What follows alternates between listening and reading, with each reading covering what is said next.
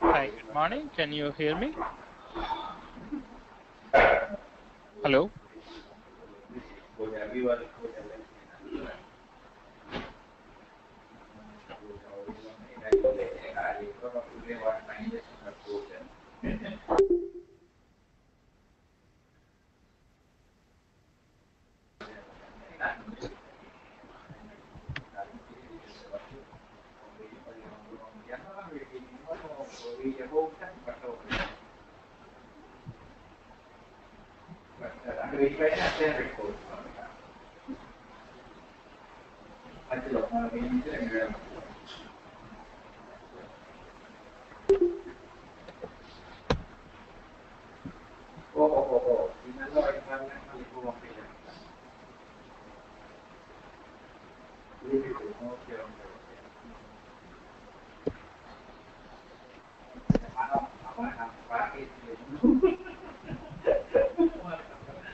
Hi, can you hear me? Yes. Hello? Yes, you can hear me. Okay, okay.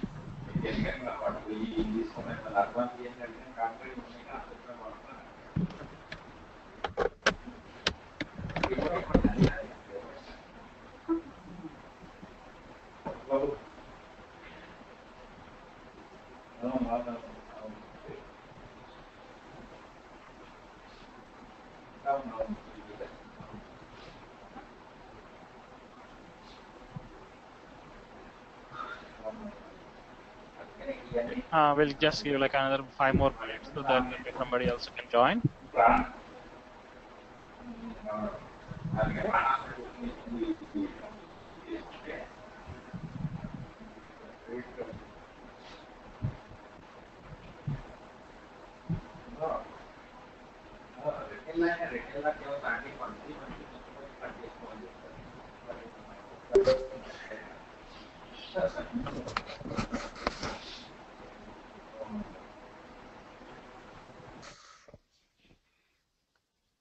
Hello. Hi, can you hear me? Yes, I can hear you, Shrini. How are you, Shrini? Hey, good. Can we wait for some more time actually till other people join? Yes, sure, no problem. Sure. Okay.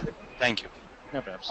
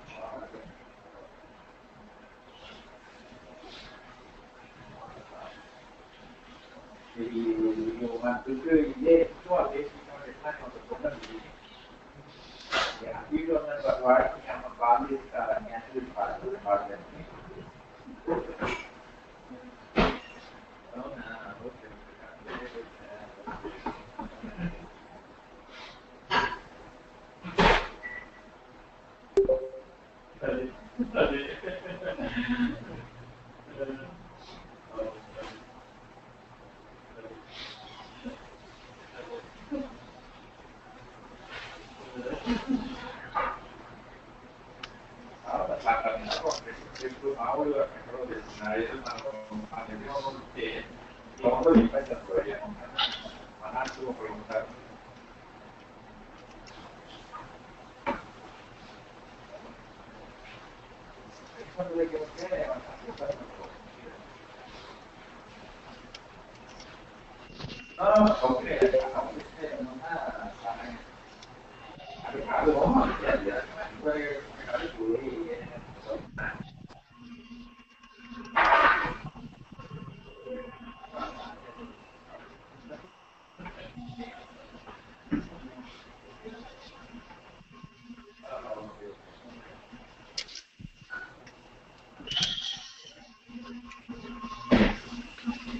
Let me know whenever, okay, when all the people are ready, so that okay, we can start.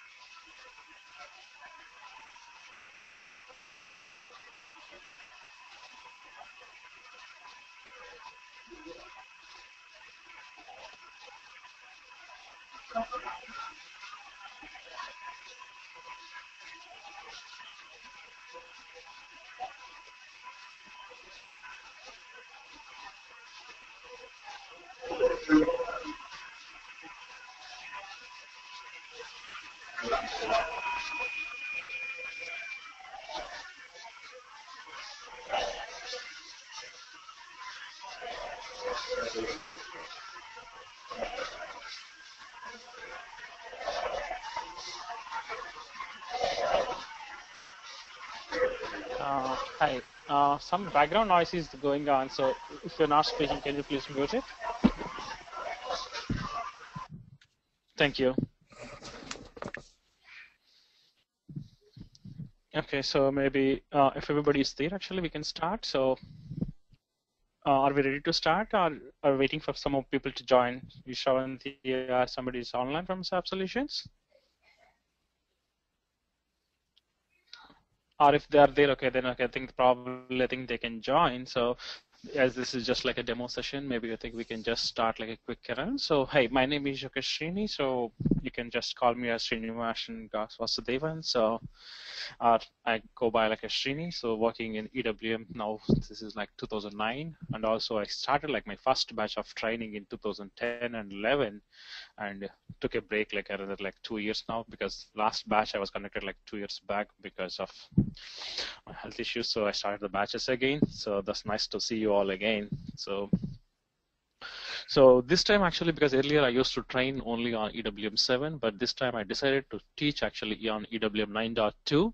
So preferably, okay, because I just went through the ramp up as a ramp up coach also. So if I can get an access to the system having the 9.3 version, which is the latest version in the market, so I'll try to teach you even the features available in 9.3, because always having going with the latest version to the market, you will be getting a high billing, because my target is that, okay, all of you should not be getting the basic training. Once you finish the training, actually, you should become like a full-fledged EWM consultant, and then you should go to the field and you should be able to configure the solutions also. That's what my expectation. And also, this training actually I'll be touching not only the functional parts, because once you go to the field, actually you should be able to implement some of the baddies, and also you should know all the user exits available in the system. So I expect you that, okay, hey, at least okay, you should be aware of all the list of the baddies, and you should know how to apply those baddies also, because you cannot say that simply I'm a configuration consultant and you can take me, because nowadays actually they're expecting consultants to go and okay, even to propose the baddies, and you should be able to give at least like a pseudo code to the technical consultant. Hey, this is the logic you should write in this so and so bad. Even if you take a basic wrapper, you should tell them that okay, they should be able to work with you also. So that's what actually my expectation of the training outcome actually. So if you have any questions, actually just feel free to ask me that, okay, There's nothing like a right or wrong question. You can ask me any basic question also, because sometimes we get like a attendees that who are very new to EWM and without any SAP background also. Sometimes we might get consultants who work in the WM like maybe like 8 or 9 years, and then they want to learn EWM also.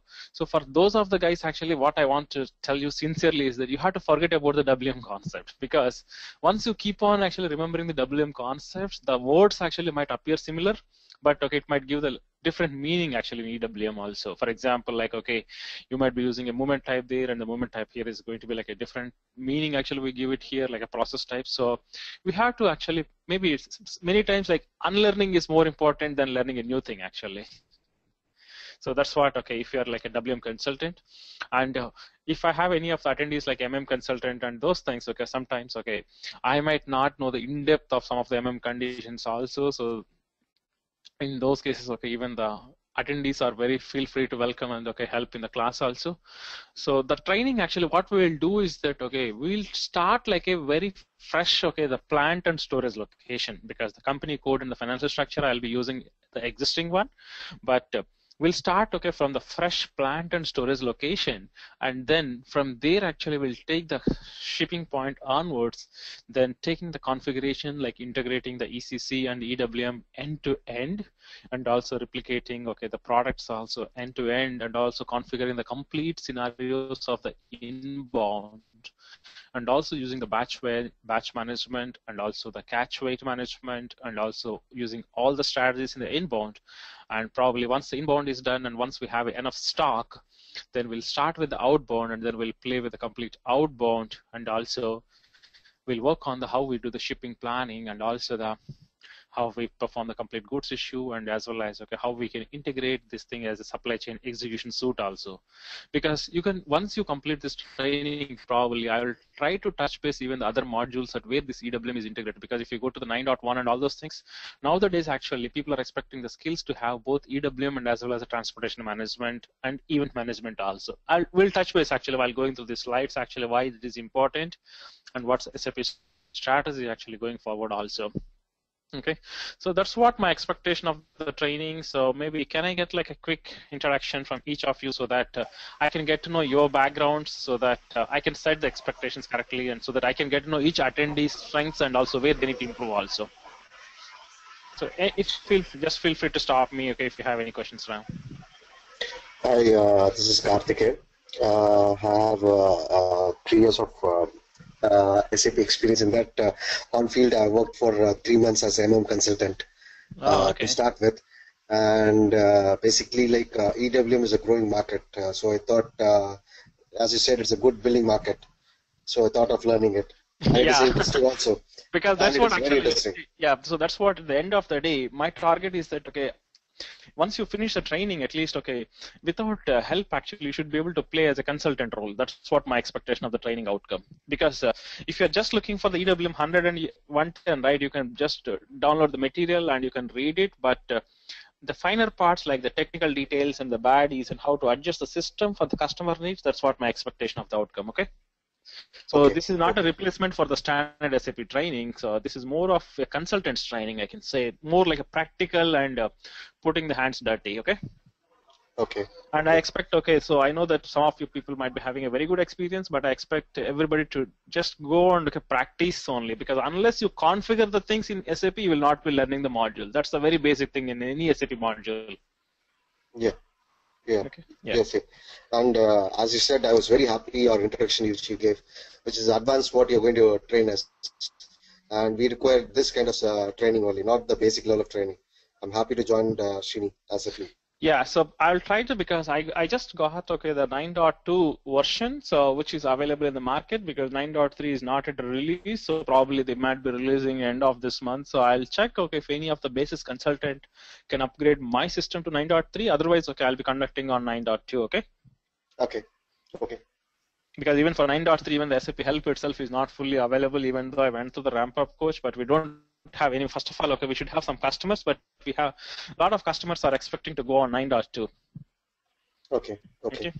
So nice. So we have Karthik and we have so can we go to the next person, please?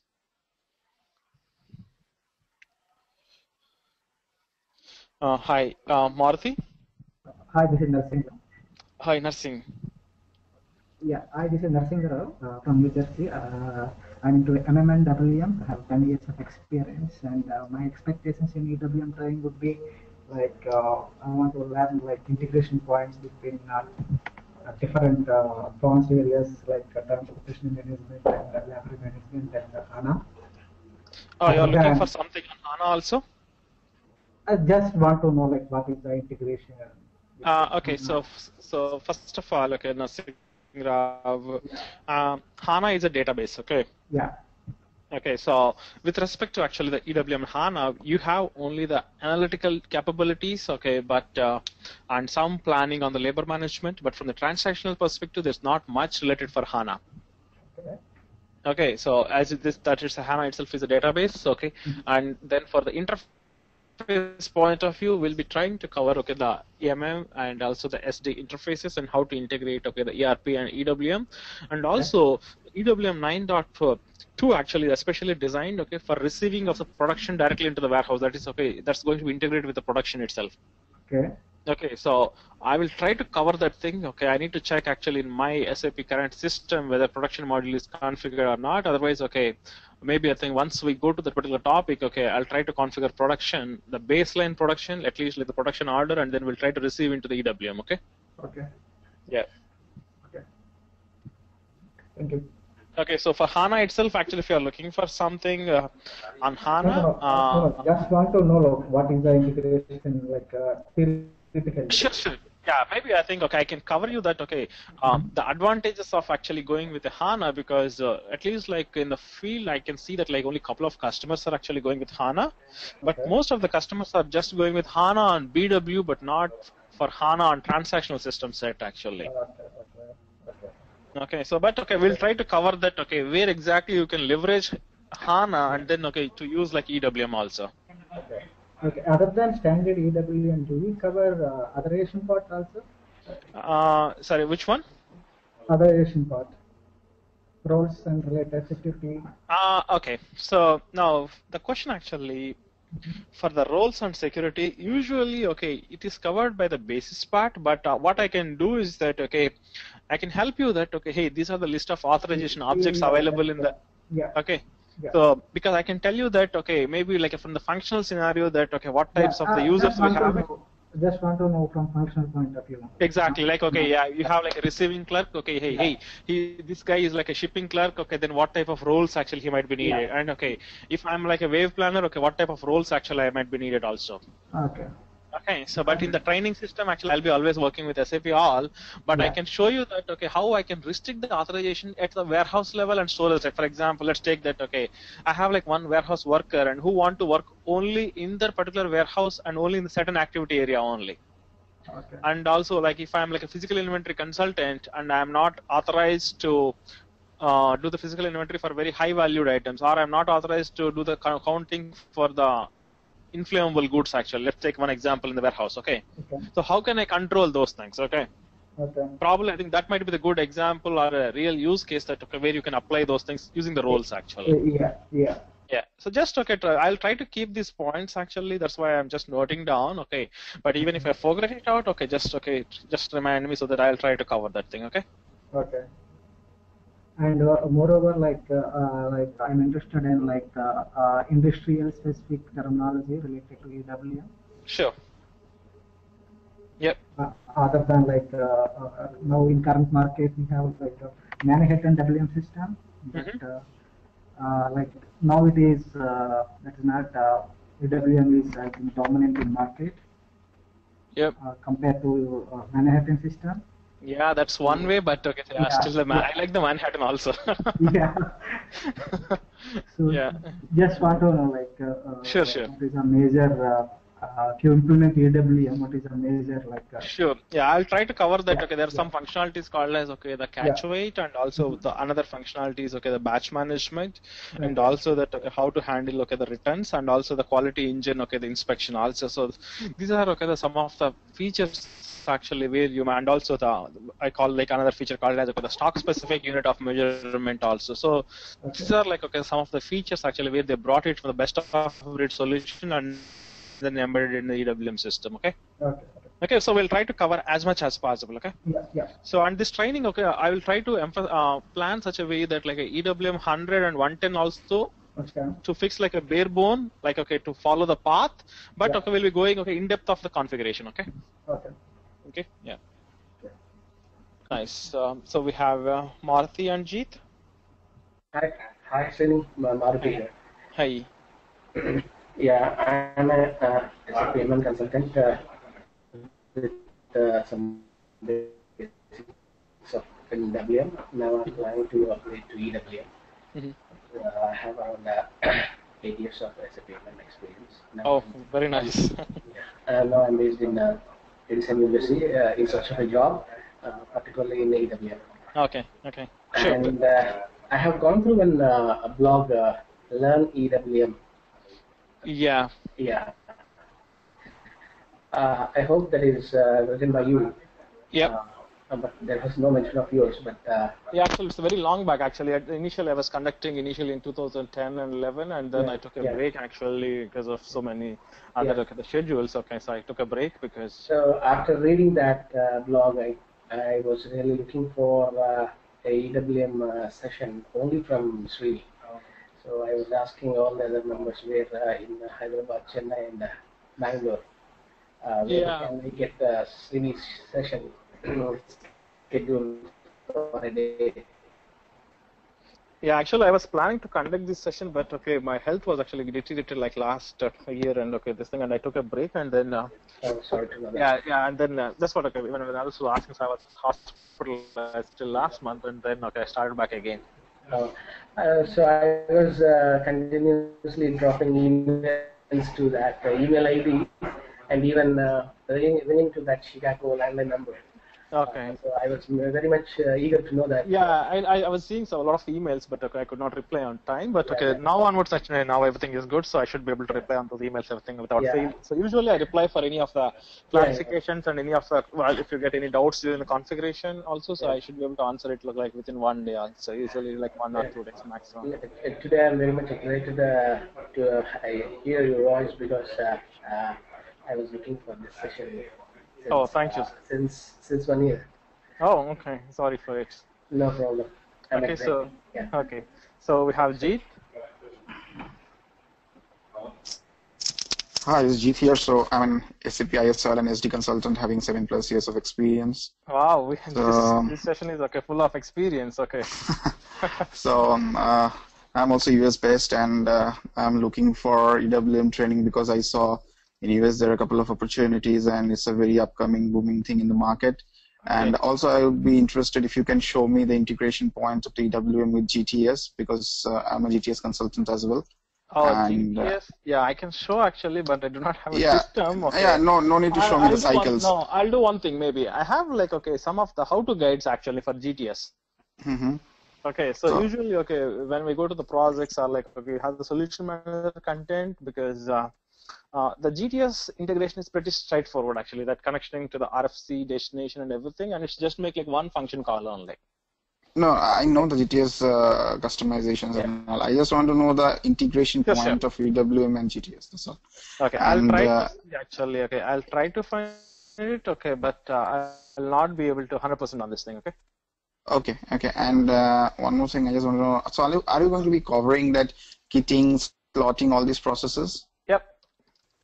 Okay. Yeah. So I just wanted to make sure, like you cover all the important processes, which basically comes during your real-time experience and all this. Yeah. And for the slotting, right? Okay. I'll be covering you that how to do the configuration, and I'll be able to execute some of the slotting.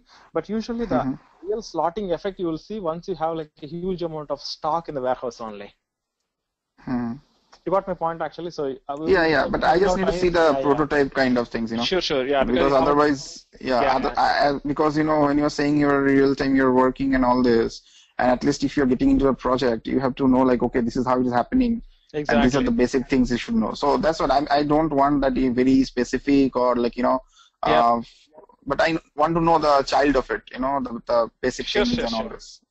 Yeah, every topic actually we'll go through it, and okay, we'll configure it and we'll execute, okay, and we'll see that output okay, how this slotting output is going to look like, and if I run the slotting, what parameters it's going to adjust in my material master, and how it effectively saves the space in the warehouse also. Okay. Exactly. Okay, exactly. so that's what. So, but if you want to actually really see that thing, maybe if you have some of the demo system, any of the customer system, right?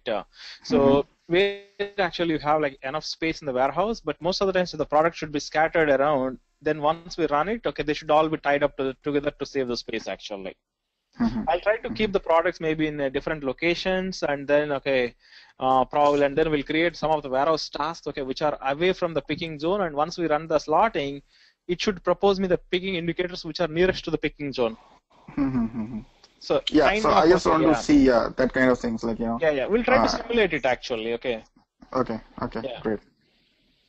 Okay, that's great. Thanks. So we have Jeet, and we have Kartikeya, Narasimha, and we have Raj, yes, right? yes, Shrini, my name is Raj. I am located in New Jersey. So I have a mixture of MM and WM experience around 8 to 9 years. So we are, I'm eagerly waiting for your session. So I've been contacting Seventy, asking when you're going to take the session, EWM session. Okay. So we are happy. That's all about myself. So in this session, Shrini, you are going to cover the entire EWM component, like labor management, resource management, RF gun, and some part of the ITS mobiles too. You are covering some base of ITS mobile. So everything will be covering, like, so we'll be covering, the labor management is like, at the end of it. So once we configure both inbound and outbound, and then what I will do is that I will activate the labor management planning. And once the labor management planning is activated, what I will do is that, we'll receive some of the inbound deliveries, and then we'll try to plan using the labor management. That means how much workforce is needed, and once we plan it, then we'll confirm some couple of the warehouse tasks, and then I'll configure something called as engineering labor standards. We call it as, so that what was the expected thing and what was actual, how much the performance of the warehouse workers, and then because I do not have a HR module, but I will enable that thing so that you know that how to put that compensation back to HR system also if you want it. And for the RF actually, because if you want to be a consultant actually, especially in the market, then you should know the in and out of the RF actually. Yes. That means how to configure the RF screens, and then suppose tomorrow if I want to change the navigation, or for example, if I want to adjust the menus, how to adjust it and how to adjust those screens also. Yes. And then for the ITS mobile, so if you build any of the custom screens, I'll try to, because I can do like a 30% of ABAP. So what I will do is that I'll not build the code, but what I will do is that I will copy the standard screen itself as a Z screen. So later actually you can modify whatever the way you want it.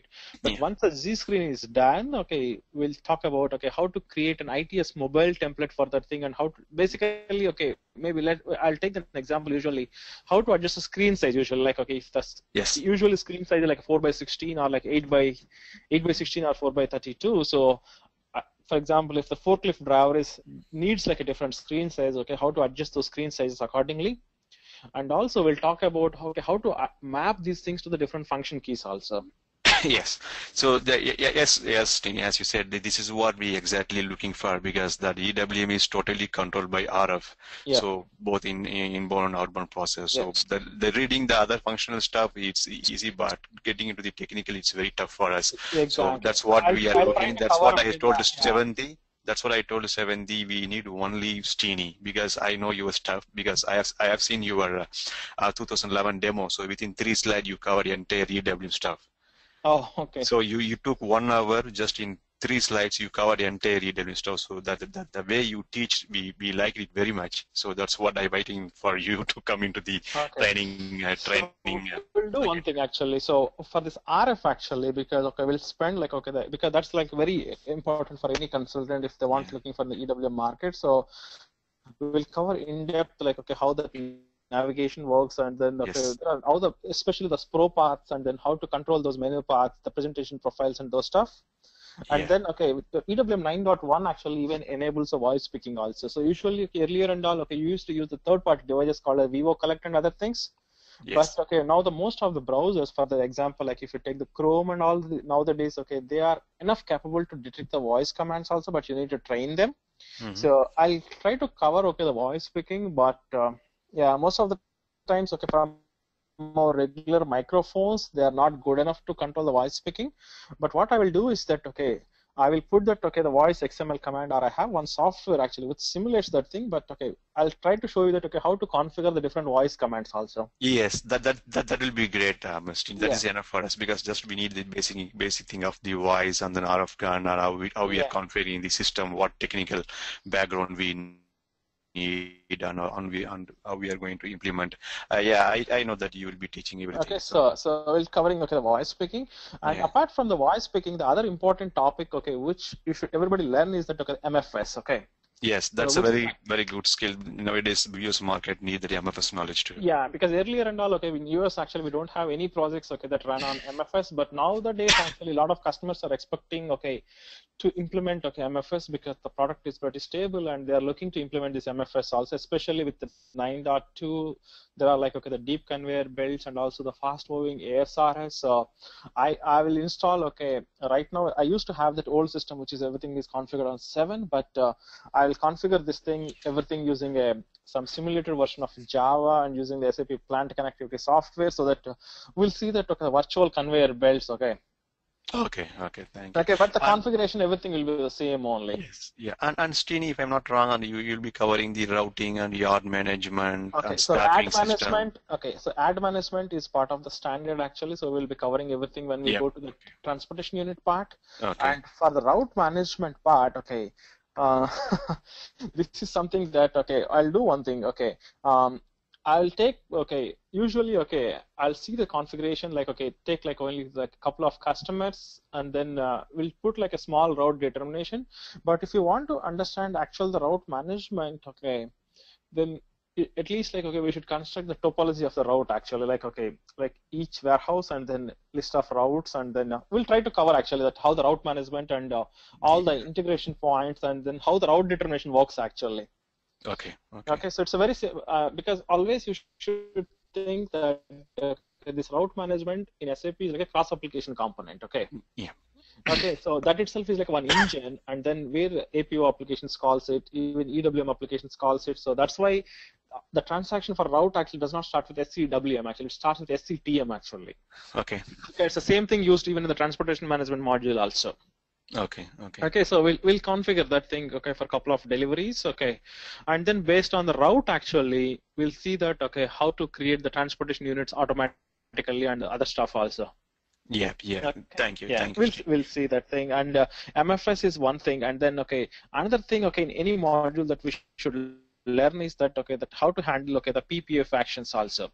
For example, if you go to any of your ECC module, I think most of you might have seen that all the output control is handled using the output control, but when you come to the EWM, it's a kind of it's called as the PPF, and it's a technical component.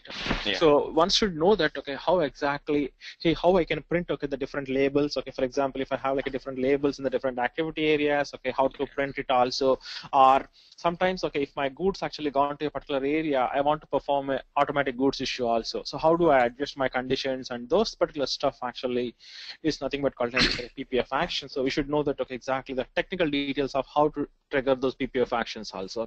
Thank you, Shrini. So Shrini, you will be covering the barcoding system as well, right? So so for the barcoding system, actually, I want to tell you here that there's nothing that from the functional side. No, just the basic concept of barcoding, how it is integrated with the EWM, and how benefit and some technical. So for the barcoding, so what actually you have is that if somebody is having some little bit of on the technical background, so in ABAP actually we have something called the barcode fonts actually. So from the technical, what we do is that you provide the content. For example, if a material number is JDA468, then you provide that particular content to the barcode format, and then depends on the warehouse, the technology they have it. Some they can detect a 2D barcode, or some, for example, can detect a long barcode also. For example, in my RF gun, I have 3 fields actually. Let's take a product, and then the batch. And some customers actually put the both product and as well as batch in the single barcode actually. So if I scan that barcode, it has to split automatically into the 2 fields. So like which is the product and which is the batch. So those things actually, okay, which you need to know that, okay, how to exactly print those barcodes and also how to interpret the barcode actually. Okay. Okay, so we'll see actually in the existing smart form, and then probably if you need to adjust it, okay, wait exactly to adjust those barcodes also. Okay. Okay, thank you. But pretty much for the barcoding system, there's nothing specific to EWM. It's all common across all SAP modules. Okay. Yeah. Thank you, Shrini. Okay. Yeah. Yeah. So yeah, I am good. So I don't have any other questions. I know that you'll be covering all the stuff of EWM. Yeah, we'll try to cover actually as much in depth as possible, and then if we miss any topic also, okay, we can just configure it and then we'll try to cover it. Okay. Sure. And yeah, yes. And Shrini, how long you will be taking these EWM sessions? Because you know that US market is going down. So after this June or July, so there will be a tracking period. So we will get more opportunities. Yeah. So I'm probably thinking that at least like maybe like 2 hours, like okay, like maybe like a 60 to 80 hours, maybe 70 to 80 hours. That's what I'm thinking. At least it should be minimal. Okay, so this is a everyday session, correct? That's what initially thinking of. Maybe like a weekend. Okay, depends on how others. Probably the things around they will coordinate on that thing. But at least I'm expecting that, because there are in-depth, okay, for some of the topics at least I need to take like 6 hours, for example, like okay, RF at least I need to take like 5 to 6 hours, and then each topic at least like 2 hours, so minimum 60 hours. That's what I'm expecting, 60 to 80. Yeah, that is okay, Shrini, but if you have everyday session, that will be great for us to learn very quickly, and we'll get into the market. Yeah. I'll try to cover it. Okay, so okay, yeah. And Shrini, you'll be giving the document to us, right? Like So what I will do configuration document. What I will do is that, okay, for every topic, okay, once you understand and configure it, okay, I'll provide you the how-to guides actually. Okay, it's not our SAP standard material, like PDF, not that kind of stuff, right? Okay, so there are 2 types of guides I can provide you. That, okay, for example, like if you are looking for the inbound config, okay, I have like 2 types of guides. Okay, one is actually that talks about, okay, the solution manager content. If you have that content, you should be able to configure it also. And also have the other type of content, okay, which takes like a small example warehouse and then takes you through the end-to-end on how to configure it also. Okay. Okay, so it's not like a help.sap documents, okay. Yeah, because I have seen a lot of documents available in the Google, like SAP partner PDF documents, and then obviously all the consultant will go through that 100, 110, 120, 125. No, 100, 110, 125 you can get everywhere, right? Yeah, that's what we were getting it. I try to read it. No, I am getting very tired. I can't go more than 2 pages. It's very full of theory and that exercise, so it's very tough for me to go. That's what just I'm asking what kind of document you're going to provide us. So I'll provide you that, okay, if you have the document, okay, you should be able to configure it. But before going the document, at least, okay, you have to try to configure it at least once, okay. Yes. The document is just like an aid only, but once you configure it, then that's more than document actually. Yeah, that's correct. And after this session, Shrini, after the EWM session class war, so you'll be supporting us, right? If any kind of doubts, you can email me. You can email me, okay, if you have any questions or okay, if you can get any doubts on those things, okay? Yeah, that's what. So I don't want to lose our relationship after this class forward. Sure. Yeah, you can email me, okay? Yeah, sometimes there might be a delay, but I'll try to reply as early as possible, okay? Thank you, Shrini. So today you are going to show something in the system. Actually, I did not get the system access yet, so that's why, okay, I'm just waiting for it. But today, actually, we'll just this is more of like an introduction and just to introduce each other, and then we'll try to at least like go through quickly on what exactly the features available in the product, and then okay, Shrini. Okay. Hey, sorry, who is that? Maruti. Oh, sorry, Maruti. Okay, I missed you. So. No. I have. Okay. I think I noted down. Okay. Yeah. One small request. The thing is, majority of the participants are experienced majorly in SAP MM, but I think WM we are not that much experienced. So first of all, let me tell you here that okay, if you are having sometimes okay the WM expertise, it might help it, but usually the EWM, the words and everything is completely different. So WM experience probably might not be required also, because the output control, everything is completely different from the standard WM. Even the ITS and RF development, everything is completely different from WM. Okay. Okay, so that's why sometimes okay, the knowing the WM is counterintuitive, but okay, that's not necessary actually. Yeah, my point is I request you to take the subject from scratch because we are not that much knowledge in this. Sure. Everything okay. So the only thing I'll not be doing from scratch is that okay, defining the company code and setting up the financial thing. Okay. Yeah. Because okay, that will take me like a lot of time, and then probably okay. So I understand, but my point is, please don't think that we are already WM consultants. No. That I'll never take it. So that's the only thing. Okay. So as I said earlier, that we'll be taking it from the plant storage location, and then with our own materials, and then okay, we'll try to sift it, and then we'll configure the deliveries. Okay.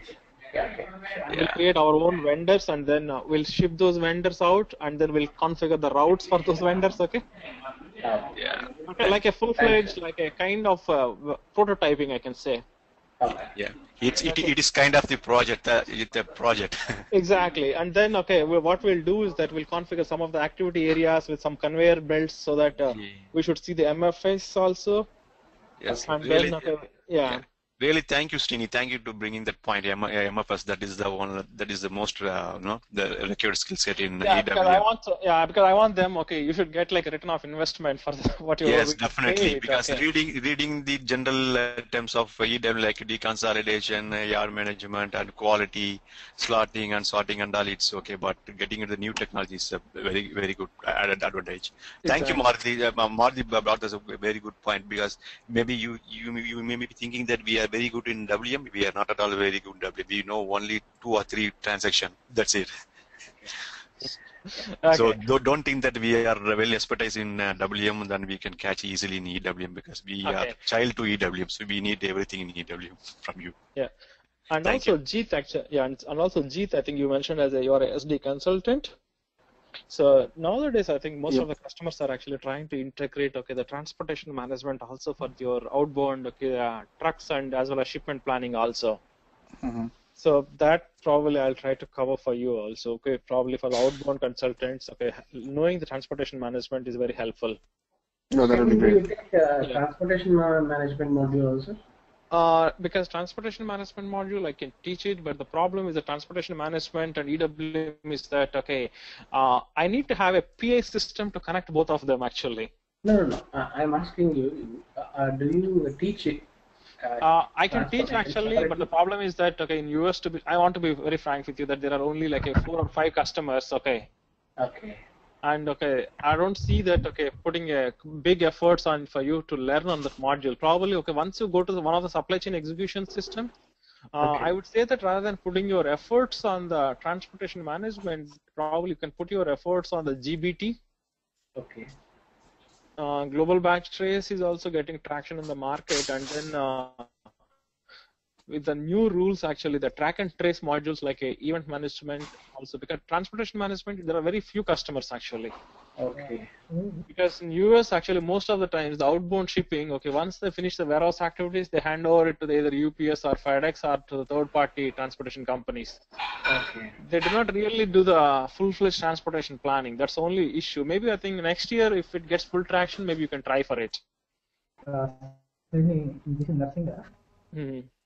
So how many clients will implement transportation management, and who will implement, how many clients will implement 3PL, like 3PL interfaces? Yeah, so most of the customers I have seen actually, they outsource their transportation activities. Yeah. So UPS or FedEx, they will give it. Yeah, so UPS, exactly. They usually integrate with UPS or FedEx. So to integrate with these things, okay, I think you might have seen this company called as XPS. Yeah. XPS, okay, they call it as a small parcel solution, so which usually, okay, is integrated with SAP EWM or even with SAP EWM. So we make a RFC call to the particular software component, and we get the label actually from the FedEx and other things. Okay. So that's the way actually what I have seen it. But in states actually for the transportation management, we have very few customers actually, and there is one consulting firm you might have heard. The company name is called GOPA. Yeah, GOPA. It's like a small consulting boutique firm actually who is like specialized in transportation management. It's same thing like a Logistar earlier. Okay, they are like little specialized in EWM. Yeah, they are actually specialized in transportation management, but very few projects I can say. Okay. Yeah, but if you want, actually, you can give it a try. Okay, and the technology-wise transportation management, everything is built using the WebDyn Pro app. So it's not the traditional app. And also, everything is web-based. Okay, maybe I think we can give it wait actually till the end of this year till that module gets little traction. Okay. Yeah. What I can see in US, like most of the core modules like SDMM, they have more demands than this EWM or TM. Like the requirement is there, but it's so less, and like and there are so much competition for those requirements. Yeah, obviously the MM and SD are the core, but if you look at MM and SD, there are not new projects are coming up. No, yeah, maybe not the new projects, the requirement is more than this. Like I'm in ISOL consultant, but I'm getting very less opportunities in ISOL in US. ISOL, so, okay, now this is the problem with ISOL is that okay, you have all the veterans, right? Okay, who entered in the market in '97, and then they are the veterans in the ISOL who only do ISOL. See, one thing always, okay, if you are, see, my theory is very simple actually. If you are looking just for the next billing, then learn the new things and just keep on going. Okay, there are two things, okay. Or okay, if I just want to stay on this thing, okay, that's also always going to the too deep, and then okay, you can stay in the same module also. Billing is the ultimate Shrini. Okay. That's very simple actually. So yes. Because if you go to that, the problem is that okay, SRM actually, if you take the SRM, like okay, in 2006 or 7, actually it was very good billing rates. Okay, now by 2010 it's went down. I am SRM consultant, Shrini. I am plus SRM certified. So okay. I have done 2 certification in SRM, upgrade and basic. So now with that, it's not going to help me. So I'm consultant calling me to work for just $60 or $65, $60 to $70. That's it. Yeah, that's the only problem actually. Yeah, so. out of 20 opportunity, I'm getting only 2 or 3 clients giving good billing, 90, 95, 100. That's it. Yeah. So if you know already SRM, maybe probably I think okay in EWM. That if there is a layer, then you are gone. Yes. That cup to cup, you are gone, totally gone. It's, totally gone. No, just we are getting money to pay the rent and then other expense and then health insurance. That's it. And some little bit of saving. That's it. Okay. Yeah, so that's what actually. So, for example, if you go to like, okay, if you say that, okay, I know MFS, then you can really command, and then, okay, if you say that, okay, I know that, okay, EWM and as well as integration with transportation management and integration with production and these things. So, we'll talk about, okay, what all the modules in supply chain execution. Then we can put it in a different way, actually, the recipe.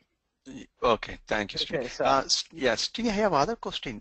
Really, that EWM certification will give us any weightage in the market? Right now, it's not really because they're not really looking for any certified professionals because they're okay even if you say that okay, I'm having a real warehouse management experience and then EWM expert also. Okay. Because they're looking more of like industry experience than a certified professionals. Yeah. That's what. Yeah. So, Shrini, the next question is: so when you're going to take first class? I'll discuss with Shravanti and okay, we'll let you know once because I think she's setting up the server. Otherwise, okay. Pavel, I think the server is needed for you because I have like one of my local server. Okay. Okay, which is like a 9.2, but it's not connected to the net. Okay, on that system, I'll be conducting the class. Okay, it's a VMware image. Yeah, we can go through the basic configuration stuff like creating that MMR structure and SD shipping point condition and all. We'll cover in that. Yeah, once Shravanti set up the proper server, then we can start EWM real scenario from there. Sure. Okay, yeah, that's okay. So now if you, okay, now let's go to the actual thing. So if you look at actually our history of this thing, okay, this probably might have seen in many other times. So earlier and all, okay, we just used to use, okay, the WM and these things, and then EWM 5.0, 5.1. So this is where actually I started exactly on EWM 5.1. It was going to 7. So this is the place actually where I started. So this is initially actually, as you remember, the EWM product actually, SAP did not start this thing as a product actually, because initially they developed the solution for 2 customers in US, that is for the CAT and 4, and then okay, for some couple of customers in Europe. And once the product got succeeded, then they actually started with a full-blown product actually from EWM 7 itself. Okay, and now okay, you have all the best of breed functionalities in EWM 7. Now what they did is that now most of the customers are actually working mainly to receive the goods after as soon as the manufacturing is done. So that's where actually they took a big leap, and then there's no EWM 8 or anything actually here. So EWM 9.1 and 9.2 is also available right now. So 9.3 is planned to release, okay, end of this month. Okay, so probably we can see that okay, some more new features in EWM 9.3 also. So now, what exactly you should be knowing is that, okay, for example, if you know that, okay, if you're already in the WM system, so earlier in EWM 7 and all, actually, we do not have any tools available. For example, if some customers are already using WM and they say that, okay, hey, they come to you, can I use EWM? For them, actually, implementation cost is so high, and to reduce that particular cost, actually, what SAP did is that, okay, they built some of the migration tools so that, okay, you can use those migration tools, okay, to create the basic structure of the EWM also if you are already having WM. So you should be knowing, okay, some of these migration tools and also, okay, how to use them also, okay. So that is, okay, the one thing, okay, where you should be knowing it.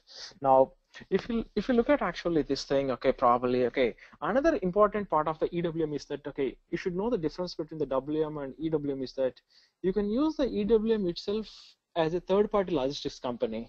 So when I use the word as a third-party logistics company, what exactly is the difference between a regular company versus third-party logistics company? Maybe can somebody answer on that thing? So usually if you are like a own company, right, okay, you are owning your own stock. But if you are like a third-party logistics company, within your warehouse, in the same bin or maybe in the same activity area, you can store the stock of the 2 entities also. Is it clear now to you? For example, like, okay, if I'm the warehouse guy and I can store the components of both AT&T and as well as the Verizon also. I'm just like a logistics provider. So as a company, my main company itself is, okay, the logistics provider itself is my company. Like UPS, you're talking about? UPS yeah, kind of, okay, yeah, exactly, like a UPS, for example, in a UPS warehouse, okay, you can put the stock for multiple things also. So even in this case, actually, so we call that word as a party entitled. So you can put the stock for the multiple party entitles, okay, in the same warehouse also, okay. So those particular things also can do it. So as you see that, okay, so here the party. Sorry, Shrini. So here is the party entitlement. So our warehouse can act as a base location where we can maintain XYZ company product. Exactly. So you can like own the 3PL structure. Exactly. So that's what actually they started this product such a way that even EWM you can use it without having SAP ECC also. Yeah. So you can use the EWM, just the transportation management and event management, and then any other ERP also. Okay. So.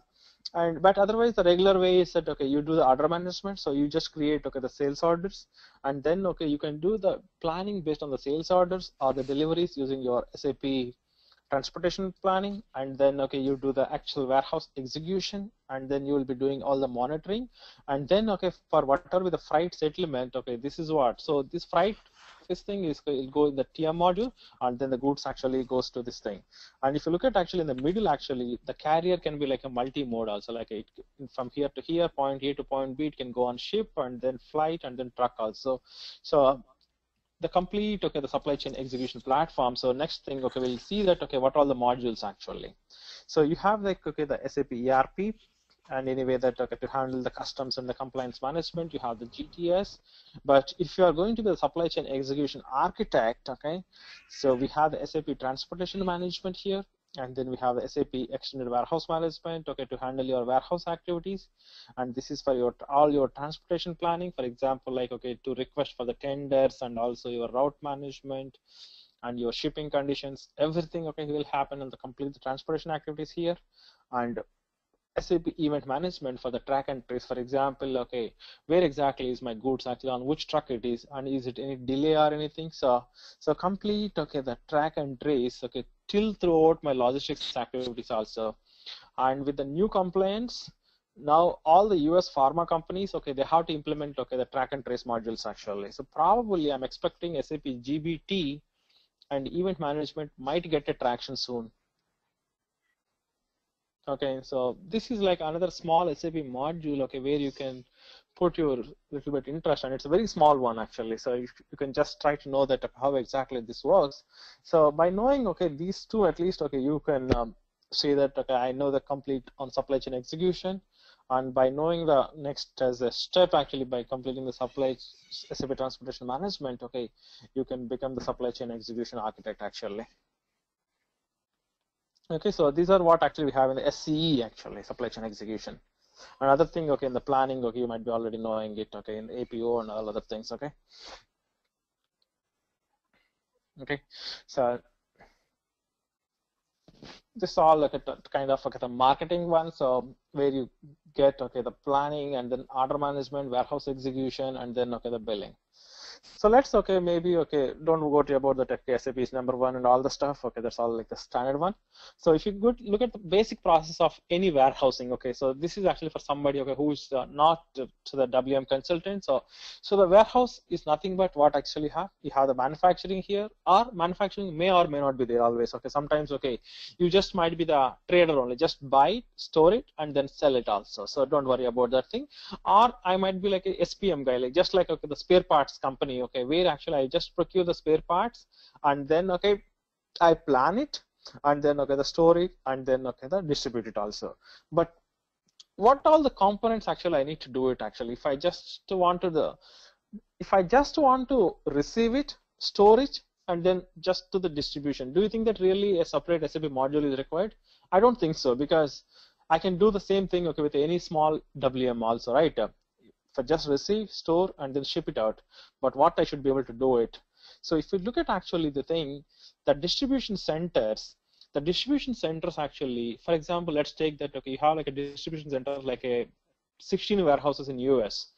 You should be able to distribute the stock accordingly based on the demand and supply. So you should be able to integrate with your S&P also, the supply network planning, okay, so that, okay, I should be able to distribute the stock, okay, across the warehouses, so that I want to allocate the stock, okay, efficiently also. And sometimes what I should be able to do it, I just got the goods actually the inbound side, okay, and immediately I have an outbound also. So I should not be even able to do the storage, okay. I should be able to match my inbound stock, okay, directly with my outbound also. So that is nothing but called as, okay, the cross docking. Okay, so what the another feature actually what we have in what you don't have in WM and what you have in EWM is the cross docking. So in cross docking we have like something called as, okay, the opportunistic cross docking, and also as well as the merchandise distribution, or nothing but like a transportation cross docking. Transportation cross docking means what actually? Let's take that, okay, I have like, okay, the 3 warehouses, warehouse A, warehouse B, and warehouse C. So some of the goods are actually going from warehouse A to C, and some goods also need to go from warehouse B to C. So what the truck will do, the truck first will go from A to B, and then, okay, it will take the another goods, okay, from point B, and then it will combine both of them, and then it will go to the warehouse C also. So those are the types of things, okay, which are more advantageous, okay, in this thing.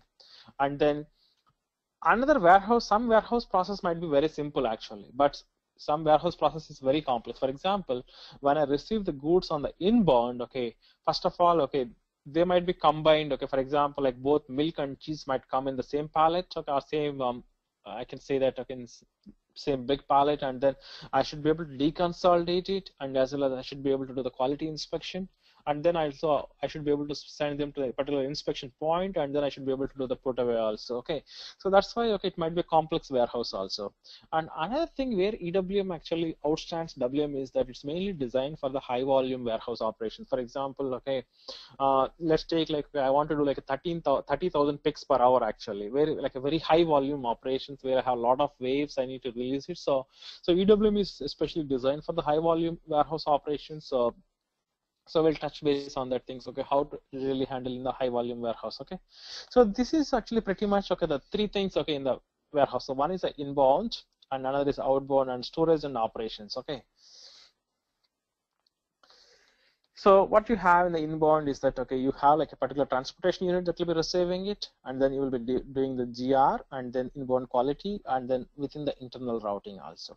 And within the internal warehouse, you'll be doing like a cycle counting. So we'll talk about, okay, how exactly you need to perform the cycle counting manually, and as well as using the RF also, and how to configure, okay, the replenishment strategies also. And when do we really use, okay, the kit to stock? For example, let's take that, okay, one of the customer actually orders a bicycle, but most of the parts within the warehouse are just like separated. So, but the selling part is, okay, the bicycle, but the components are actually stored like components like a wheels and handles and everything. So we should know that, okay, how exactly to create the kit to stocks, and then how to store them, and as well as, okay, how to capture the efforts also, because you cannot construct a kit to, you need to construct a kit to stock with some efforts also. So you need to know that, okay, exactly how to capture all that thing also. And then, okay, in the outbound processing, you have, okay, the standard thing. One is, okay, based on the route determination, and then you need to construct, okay, wave actually. So this is like a very important word, okay, in warehouse management world, okay. So maybe can somebody describe what is your meaning of the wave actually here? Maybe. So I just want to. If you want to release the transfer order, transfer order, instead of releasing one by one, you need to release entire 100 transfer orders at a time. Okay. And release the codes to supplier, like third party logistics provider. Okay. With a group. Okay, now, okay, so somebody used the word actually group actually, but what exactly is the underlying one behind the wave actually? How to group actually? Yeah, how to group exactly? Based on the time or delivery or. Exactly. So for example, let's take that, okay, I have like list of products, okay, which are everything is going at 3 o'clock. So all those things I can group at one, so that, okay, they can all be released, okay, at a particular time. Or I have list of all the materials, okay, which are like about 25 kgs, okay, has to be picked by like only one guy, okay, like he's like a forklift driver. So all those guys actually, okay, I want to keep them as one also, okay. So it is always the delivery items which I want to combine together, so that, okay, I can release it as like, okay, one work package, okay, so that it will release to the warehouse, okay. So that's what, okay, for the wave, okay. So we'll talk about, okay, that, okay, how to configure these wave templates, and as well as, okay, how to assign different deliveries, okay, into the different wave templates also, okay. This is very important, okay, in the outbound side, because most of the outbound is completely based on the wave planning only, okay. Okay, so we'll talk about, okay, this outbound, and then another thing is that, okay, how exactly, okay, I can do the picking optimization also. For example, okay, picking optimization means what actually you can do always the picking in multiple ways also. For example, like you can do like a two-step picking, or you can do like a batch picking also, or in what sequence also I should be doing the picking also. For example, I cannot pick from warehouse location A and I cannot go to warehouse location Z and then cannot come back to C also, okay. So based on my warehouse layout, my picking path also should be there, right? So I should be able to decide that, okay, what is the best way for my picking also. So for this thing, okay, we have some concept called as, okay, the travel distance calculation, because picking is the most costliest operation in any warehouse, okay. So you should be always optimizing that particular travel distance, okay. For example, for performing like n number of picks, how many steps a particular worker traveled it. And then the next step is that, okay, how can I optimize that thing? So I think some of you might have heard this problem called a traveling salesman problem. So it's the same type of problem actually. So how I can visit actually X number of spaces in a minimum number of steps, okay. And another thing is, okay, the packing and then staging and loading management, okay. So if you look at actually the main features actually, so we have the analytics and reporting, so which is very important here. So in EWM, we have something called as the EWM monitor. And as a consultant, you should know that how to use the monitor, and as well as how to enhance that monitor also. It's called as EWM monitor framework. You should be knowing that how to enhance that thing, and also resource and labor management, and cross-docking, ad management, and as well as how to handle the EHS goods or dangerous goods also, and how to integrate the RF devices, and as well as voice, material flow systems, and RFID. Probably for RFID, what I will do is that I'll try to show you that all the interfaces available for the AI infrastructure, because you need to have an AI system, but it's pretty much like the SC37 and RFC function calls only for us, and then what exactly the features of the HANA, and then what are the optimization tools also available. And then for the inbound, it's very simple. Inbound, and then you'll be receiving the ASN transportation unit, you'll be doing the unloading, goods receipt, and then you are doing the customs handling. And once the goods actually arrive to your warehouse, then you are handling the quality management, or if you don't like the goods, you are handling the returns management. And if the parts are combined, you are doing the deconsolidation and as well as the repacking. And then when the initial stock is done, you are doing the slotting also, and then also put away. But for the storage, you are doing the MFS communication, dangerous goods. But if you don't want to store the goods, and if you want to ship them immediately, then you are doing the cross-docking also. So these are the main features of the inbound. Now internal process, completely labor management and replenishment strategies, and also you have something called as the value-added services. So value-added services, one is the kit to stock, kit to order. So don't worry about this thing. But what exactly is the value-added services? For example, you are getting like a fish actually as a raw material, and then but before storing them, you are doing some little bit of processing and then storing in the warehouse. So you need to capture that thing as a something called as the value-added services, or sometimes you are doing like gift packing also. So these are all called as the value-added services, and then storing the goods, or you are doing the goods issue. And in the outbound processing, so you have outbound delivery.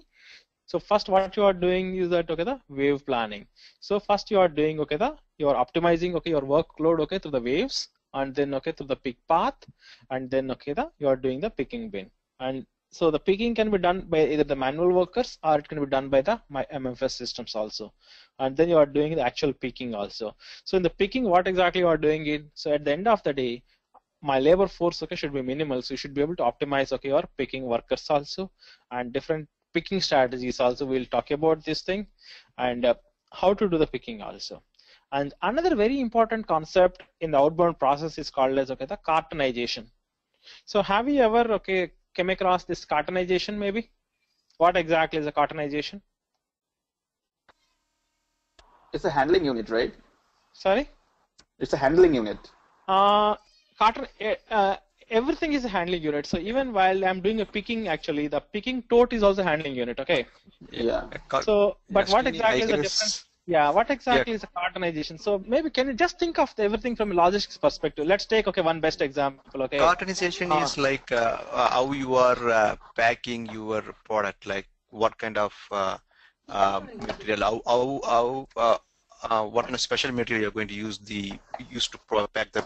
Exactly. Yeah, you address it like but you address it like 80%. Maybe let me take like one example.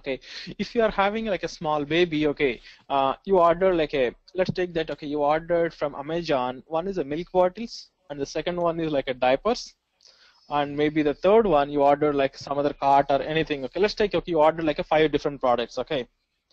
And how to pack them optimally? That means at the end of the day, I need to minimize the number of shipping handling units. Is it clear to you? So I want to minimize the number of shipping handling units. For example, by rotating the bottles, I can put that the bottle plus diapers in the same bag, but cart I cannot fit it. But if I put the cart vertically, I can put both diapers, bottles, everything in one single box only. Is it clear to you? Maybe Yeah, I want to show. Means how you're using the handling unit efficiently, maybe that you can say. Exactly. So how to minimize the white space in the packing? Okay, it's a final process of packing, how you are going to Exactly. accommodate So, all your yeah. product in the box. Exactly. So I want to rotate vertically, and then I want to see that basically how much volume it is going to occupy it.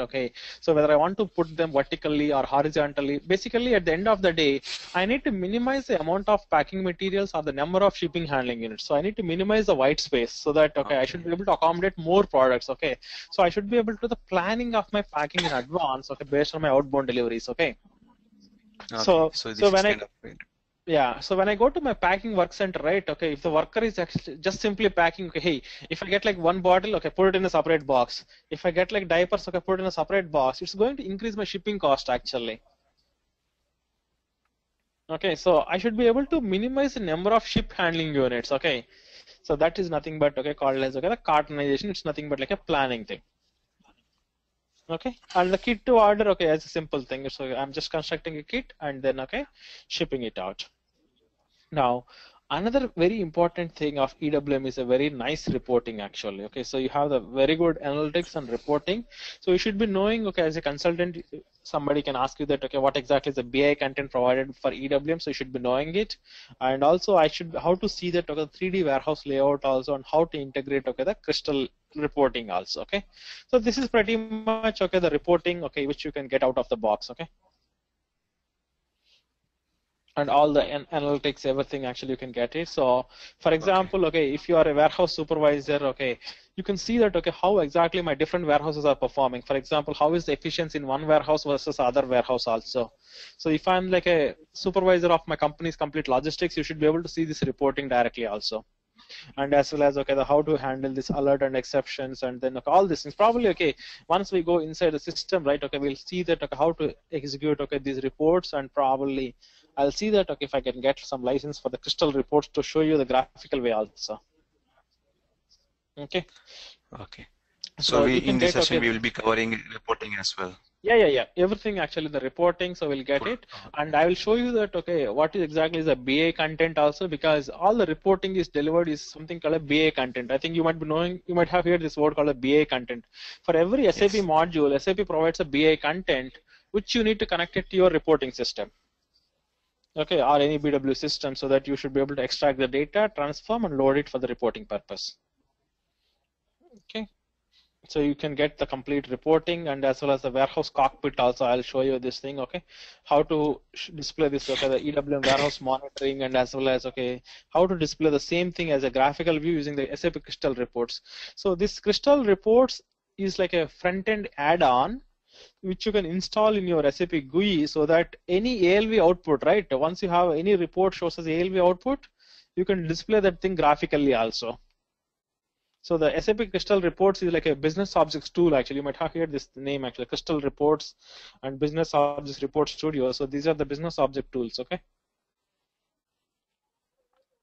Now let's look at the optimizations, So what are all the optimization tools actually I have within EWM? So the one thing we should be knowing is the slotting. So what exactly is the use of slotting? For example, I want to classify the goods into the ABC, which are like a fast moving and slow moving.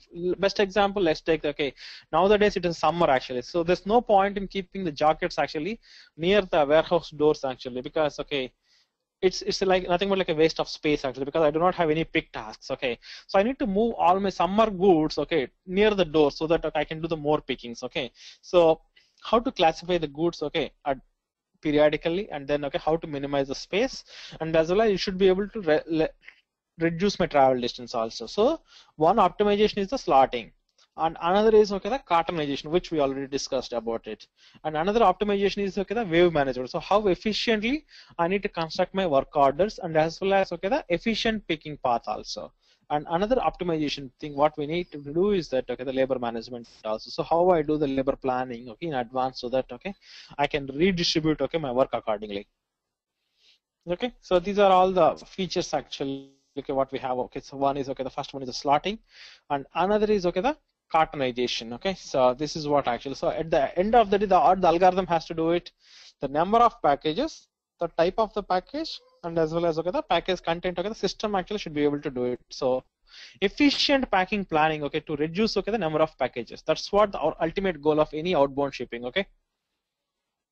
and wave management. So for example, if I have the item 20 here, item 20 here, I want to put them on wave 1, and then the wave 2, and then how exactly I need to combine those multiple items as efficiently as possible. So that's what called as the wave planning. And labor management is that how efficiently I want to use my workforce also. So this is what I can just do the planning and then everything. And also another important feature of EWM with this is with the 9.1 is called as the dock appointment scheduling. For example, if your warehouse is like a very busy warehouse, you need to coordinate with the truck drivers. For example, you need to give the time slots, right? Otherwise, if all 10 trucks came at the same time, you cannot allocate all of them, right? So you need to define a time slot for all the doors, and then you need to give those time slots, like your meeting appointment calendar. So how you exactly schedule your meetings using your Outlook calendar? The same thing actually you are coordinating with your carriers and as well as with your warehouse doors also. So this is a very important and very useful feature for a busy warehouse, the dock appointment scheduling. Otherwise, your warehouse will be completely jammed. So this is a very important feature actually. And then another thing in the outbound side is shipping cockpit. For example, you have like a lot of trucks actually, and then you have a lot of handling units that need to be loaded onto the different trucks also. So you need to know that exactly how much is the capacity available on each truck, and then how much is utilized, and then how much more capacity. And also you have the complete information. That means at what time the truck has to be left from the warehouse, so that you can plan your loading activities and your picking activities, everything accordingly. So that means based on my truck, I can release a wave for that particular truck also.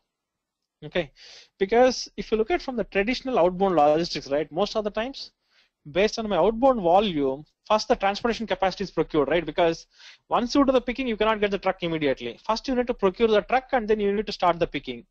Is it clear to you, some of you? Because you cannot really get the truck immediately. First you need to procure the transportation space, and then based on the transportation available space, you need to plan your shipping activities. Unless you have some third-party logistics company who says that I can handle any volume. So the same thing like as we already discussed, that one is mainly for the high volume warehouse and value-added services using a slotting and rearrangement, and system should be able to handle the returns management automatically also, and then cross-docking, and then the automatically internal routing using the processor and storage control. So this is what actually the SAP says, that the system is able to handle such a huge volume, like 420,000 delivery line items also. So even actually we have seen that the warehouses with much bigger volumes also. And technology-wise, actually the system should be able to integrate with MFS, and as well as RF and pick by voice, and as well as RFID also. So we'll talk about these things, that how to exactly configure each of these things, and then we'll go through this thing. And another thing is that the pick by voice. Is this clear to you, everybody? Hello? Hello? It's clear. Yeah. Sorry. It's clear.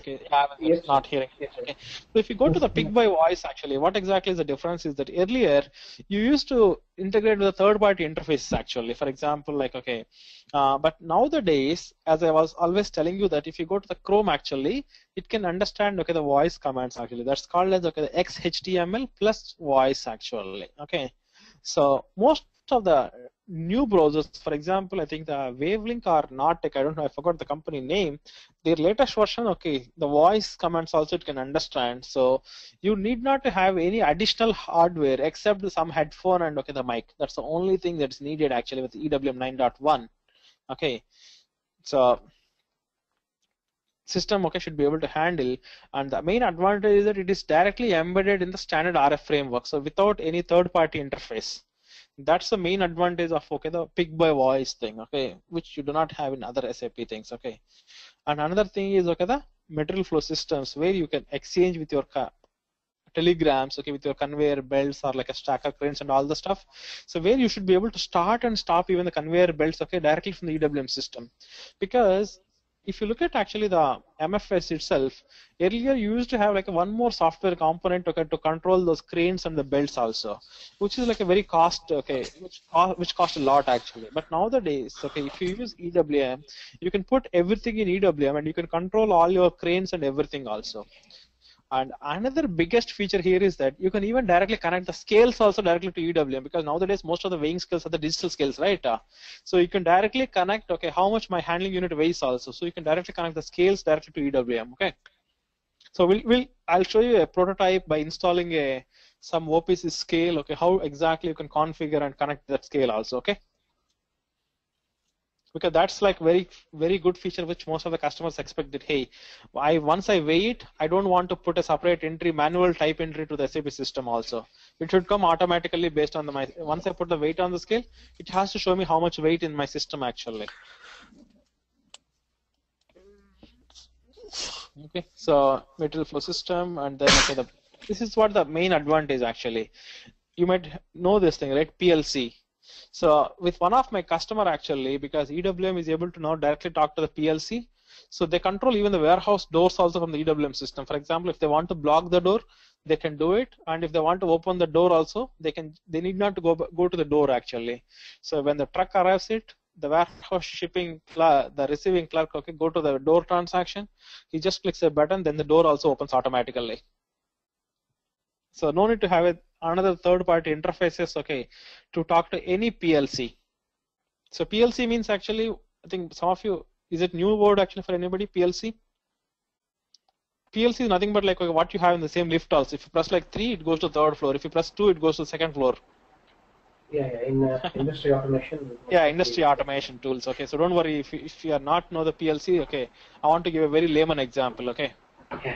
Yeah. Okay, so.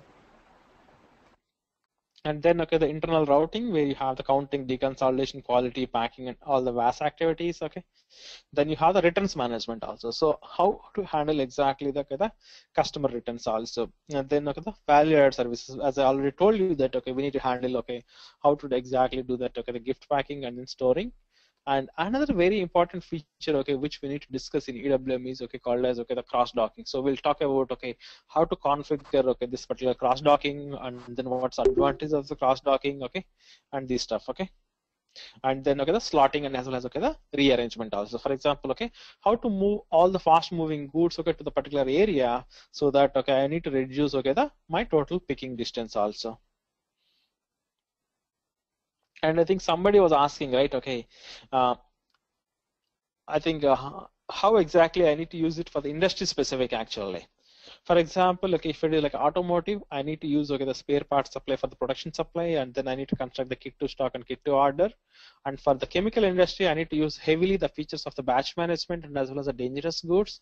And if for like a consumer products like any of the toothpaste and all these things, like, okay, we have the catch weight management. So what is the catch weight management? Maybe somebody can because I just want you to make sure that you understand these words actually. Best example is that, okay, if I'm like a fish I think industry, it's like using. okay, Yeah, I think it's using of two base unit of measure, because normally in a standard SAP we can use only one base unit of measure, right? So okay. catch weight management is something that is where we one can use. way. Yeah, that is one way. But what is actually the purpose of that thing actually? I think just it's because of different industry needs and different Okay. unit of measure. Okay, You know. yeah, maybe let me tell you like one example. Okay, let's take that. Okay, you are buying like, okay, the fish actually, or maybe let's take, okay, the liters are, okay, maybe this thing, okay, like a perfume industry. The best example is, okay, you bought, okay, the perfumes, the raw material in the gallons, but okay, when the time actually you want to actually store it, okay, it's like let's take the best example is like, okay, the 3 pieces, okay, fish is the best example of the meat industry, okay, 3 pieces equal to 3 lbs of the meat actually, okay, or 3 pieces equal to 3 lb, but after 1 day, is the 3 pieces are going to be 3 lbs? Like any meat or any fish or any of the perfume industry, like a bottles or like any of the raw materials in the oil industry. For example, you are buying like a pallets, okay, but when the actual things are going to be stored, the weight itself is actually not so much. Like, okay, you bought like a 3 fish. When you bought it in the receiving, okay, each of them actually weighs like a 3 lbs each, okay. But once you store in the warehouse, but by the time you sell it, okay, it lost some of its weight, okay. So you're buying in terms of pieces, but okay, when the actual weighing operation, okay, it's losing some of the value, but still you are selling it as a pieces only. Okay, so you are having like 2 different units of measurement, but that valuation is changing actually when you store the goods, okay. Because okay, it's losing its weight actually, it's getting evaporated actually. Okay, so that's why the word actually we use called a catch weight. So when you got the product like a meat and all these things, so you have different weight, but when you actually sell it, the pieces are same, but the weight it's lost it, okay. Okay, Shrini. So then what is the benefit of it if you're selling it in piece? Okay. Buying weight is different than selling weight. That is okay. No. Because let's take this best example is that, okay, you are buying in pieces actually. Okay. Okay, Pieces. but when you sell it, you are selling based on the weight actually. Okay. Okay, so let's take that, okay, when you bought it actually, okay, you bought it like a 3 pieces, okay, you bought it, and it was actually 10 kgs. You stored that as a 10 kgs. Now, when you actually, okay, now after like 5 days, you are trying to sell the same goods, it's not 10 kgs, but it's now only 9.5 kgs only, because okay, it lost some of its weight actually. The difference also you have to capture it, right? Okay, when exactly, because during the warehouse operations, okay, the system is losing its weight actually. Okay. So you need to capture that weight, right? Yes. I agree your point, Shrini, but what is the benefit of catching that weight? Because when because the valuation, because it has to affect your valuation also, because the valuation of the meat is not based on the pieces, because the valuation of the meat is based on the cages. Okay. Is it clear now? Because you lost that 0.5 kgs, you have to capture that valuation also. Okay. So what you mean to say is the valuation is always based on the weight, not by piece. Exactly. In warehouses. Yeah, exactly. So basically here you are capturing that thing in 2 different units of measurement. That is one thing, and as well as you need to capture that, okay, how much exactly you lost it, okay, the valuation by storing it in the warehouse also. Okay. So this is only applicable for the meat or perfume. Those kind of industry? Usually where actually okay, the products actually lose its charm, okay, once they store it, okay. Okay. Not for the automotive or not. Yes, that's what Okay. So mainly it's used in the food industry. Okay. Like okay, if you go to US, okay, it's used it in the craft foods and in the maple leaf foods actually, MLF. Yeah. Okay. Okay. So where they do the meat and all the things, okay, because it loses its weight actually when you store it, like fish industry and the meat industry. Yes. Okay. And another thing is, okay, the transportation cross-docking and high volume throughput. Okay, so the system should be able to handle, okay, the retail warehousing and best before handling also. And for the service parts like slotting, kit to stock also, and transportation cross-docking, dangerous goods, and then you should be able to integrate with your TM modules also. And another feature, okay, where you don't have in the WM is that, okay, the system should be able to handle, okay, the serial numbers also. Okay, so what that means, okay, every piece in my warehouse, okay, should be having the serial number. So we'll configure that serial number, and then, okay, we'll see that, okay, what all the problems you'll be facing with the serial numbers also. Okay. Shrini, I have one question here. Sorry to interrupt you. Sure. This serial number is only used in the warehouse. It is not like the equipment serial number what we are maintaining in the material master. If you want, the system actually will integrate even with the equipment master also. Oh, okay, that's for my question. Okay, so because okay, at the end of the day, when somebody returns that particular product, or if you use that particular product, okay, let's take that if you use that particular product for some of your production activities also. And if the product becomes defective, you should be able to track it back that, okay, hey, this particular serial number to, for example, let's take that, okay, you got like one reagent material, okay, with particular serial number, and you use that particular part to make one of the production order. Correct. So, and then you need to be able to track it that, okay, which equipment master went and then it affected which all the production orders also. So you should be able to integrate with all the further downstream also. Yes, yes, because some equipment master will link with the third-party vendors. They will do the finished product and send it back to the company. Yeah. Yep. Especially, okay, if you are doing the contract manufacturing, it's very important actually. Correct. A lot of automobile industry will go for contract management many times. Yeah, because they want to construct the kit to stock, okay, and then, okay, I'll be providing the materials, and sometimes if the product became defective, then I need to charge it, whether the defective, is it because of my part, or is it because of Vendor craftsmanship, okay, whether it's the vendor part. So in that case, actually, it's very much important. So that's why it's used in all the high tech, or even especially in US. Actually, we have some couple of customers, okay, where especially in the aerospace, okay, this is very important thing. Correct. Even I am currently working in high tech manufacturing, so they're using this serial number. That's what I asked. Yeah. And then, okay, the another thing is that the system should be able to handle, okay, the batch management and as well as the expiry date. Okay, so yeah. I have one doubt here in regard to serial numbers. Okay, any product was returned, okay, with serial numbers, if it is in warranty or we need to replace that product. So in this case, is there any integration with CRM?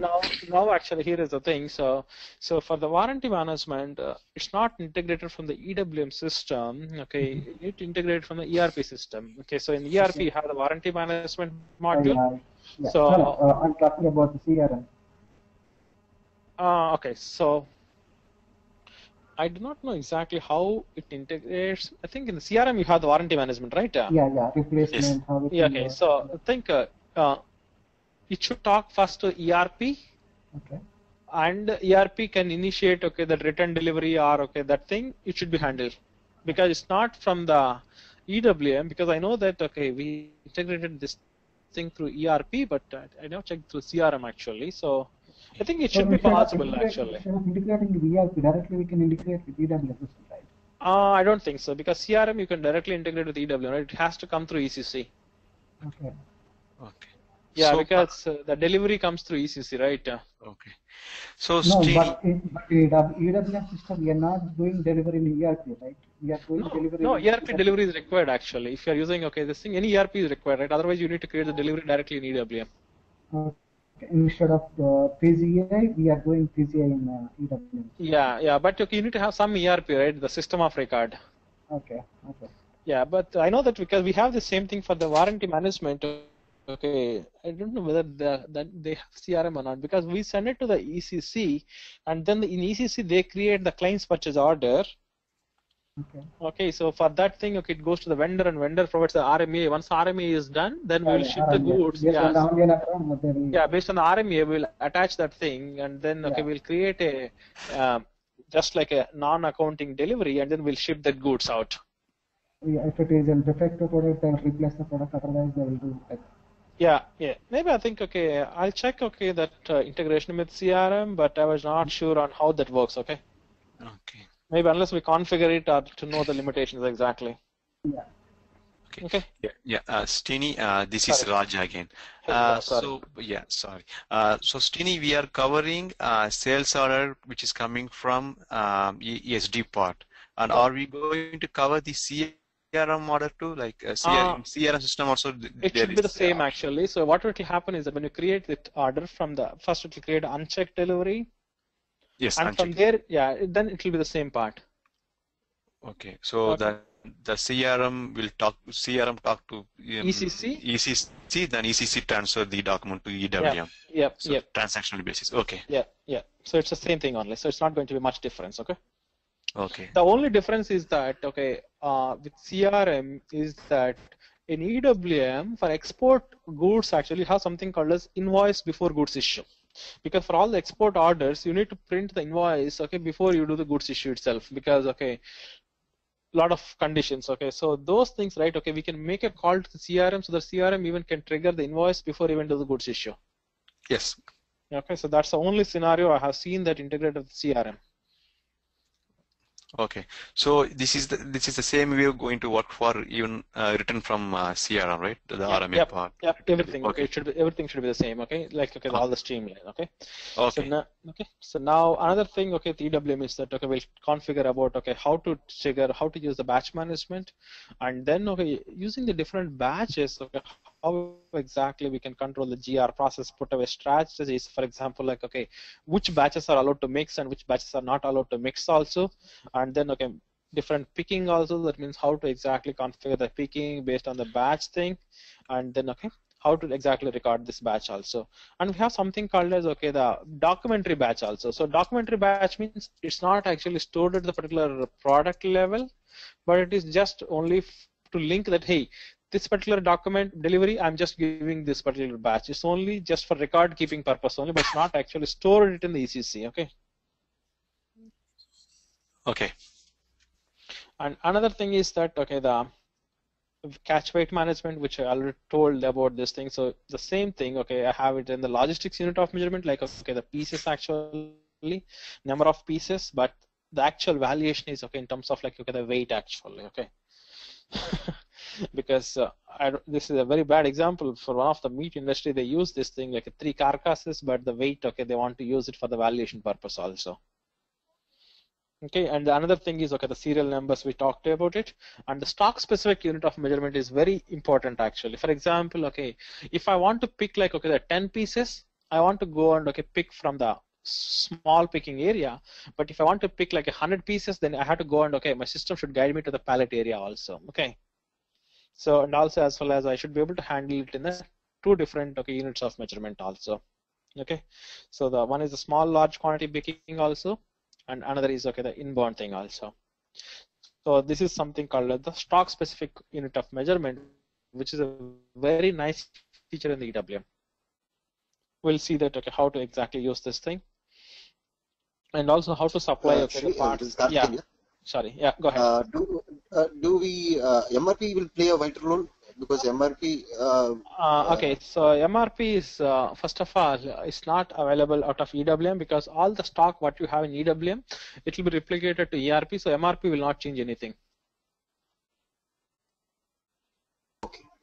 Okay, so any MRP config or anything, it will not change anything. The only thing the system will use MRP is, okay, for the, I think there is something for the classification. Okay, I'll show you actually the system. Okay, where that MRP parameter system will be using it, but it will just get the data from the config only. Okay. So another feature, okay, what we have in EWM is, okay, the production integration. For example, okay, you should be able to receive directly the finished goods to the EWM system, and as well as even any of the byproducts produced also, you should be able to record it in the EWM system also, and as well as you should be able to supply the pick parts or the crate parts also to the production orders. Okay, so that's what, okay, the production integration with EWM. So the integration is always with sales and distribution, and mainly with the procurement, and as well as, okay, the production, manufacturing also, and EHS, and as well as with, okay, the GTS module. So GTS modules is that, okay, mainly with any of the, whenever if I do the before do the loading or before I do the goods issue, the system will make a call to the GTS, and then system will need to allow it. Okay, and EHS, like, okay, this thing. And with 9.0, you have integration directly with the transportation management. So you can do the transportation planning, freight order management, and as well as freight settlement also. So directly with integration directly with TM to the EWM also. Okay. So this is a very good feature, so that, okay, without using ERP, you can just use the TM and EWM. Just using the supply chain execution platform also you can run it. Okay. So earlier and all, the TM used to integrate through SAP ECC. So now you need not to have ECC. System can directly send TM to EWM. So all the ecosystem, and you have the how-to guides, everything also, and configuration guides. So, and EWM RDS is there, but I did not see any success with any of the project also. Okay. Okay. So, and migration tools. Okay, we'll talk about, okay, how to transfer these things, okay, using the products, bin stock. But rapid deployment technologies. Sorry, Shrini, this is Karthik. Yeah, go ahead. This rapid deployment technology is already pre-configured one, right? Yeah, it's pre-configured, but mainly what I have seen is that it's helpful to start the project like a kickoff thing, but most of the customer requirements are like a 70% varying from the RDS, so it's becoming like another full-fledged project. So RDS I did not see Yes. this. It's useful for the demo things actually, just like, okay, take the solution as it is, but most of the customers, each warehouse is different based on the industry. But RDS actually, we do not have anything like industry specific, so that's why I found it's not useful actually. Okay. Yes, Trini. See, most of the Europe-based clients are initially they're going with RDS, and later they do a lot of development. Yeah, that's what RDS is is happening. configured only 70% of EWM. Yeah. Yeah. So, but okay, I'll do one thing. Probably I'll try to show you that, okay, if you're interested, maybe at the end of the course, I'll show you that, okay, how to exactly deploy using RDS also if you want it, okay? Yes, that will be good. And if you can add some technical points, how you can do, what kind of development we can do it here, and what are all opportunities available to develop this tool. Yeah. Yep. Okay. And another thing is that, okay, another thing is called as GWL, which is called as graphical warehouse layout. So you can see in your warehouse that where all your activity areas, and then where exactly in which material, and then, okay, which stock is available. So you can see those things, okay, like a colored warehouse layout. But I found this thing, okay, this is like a useless tool actually, because some customers actually made this thing very nice using crystal reports than using this tool actually. This tool is not so good, but crystal reports, you can get a nice tool than this thing. Okay. Okay, so we have, okay, all the third-party integrations, so mainly with XPS, mainly for the parcel service providers integration, okay. So that's one thing, and then where you have the packing optimization, okay. So I think most of you might be having the best thing is that, okay, let me show you this thing. So if you just type, okay, the 3D bin packing in Google actually, so you will get like a nice algorithms actually. So most of the times, right, okay, can you see my screen actually? You see only still that thing, okay. No, Shrini, you are seeing only that PDF. No, let me see actually, so how I can get that thing, so.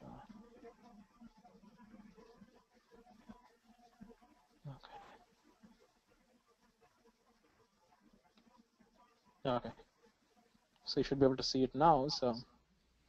So you might have seen this thing, right? The 3D bin packing actually. So let's take, okay, this thing. So if you go here, right? So you need to know exactly that, okay, how to put these things. So if you go to this demo, actually, there's an API also.